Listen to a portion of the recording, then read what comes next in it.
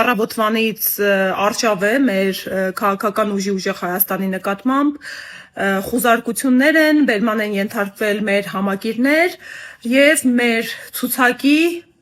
կին ներկայացուցիչ, սա բավականին մտահոգիչ է, որ թիրախավորվում են կանայք, բայց մենք արդեն ցույց ենք տվել ու հայ ժողովուրդն է ցույց տվել, որ յուրաքանչյուր մեկ անձի, երբ փորձում եք մեկուսացնել հայրենիքի համար պայքարի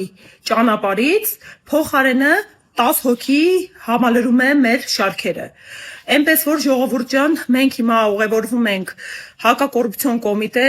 Մոսկովյան 1 հասցեում, ուղղակի այս պայդրությամբ ահազանգում եմ, որովհետև իրավապահ մարմինները խոչընդոտում են փաստաբանների մուտքը, մեր համակիրները, գործընկերներս բերման են ենթարկվել և թույլ չեն տալիս մարդկանց պաշտպանության իրավունքի իրացումը, կարծում եմ տրամաբանական ու հասկանալի է պատճառը։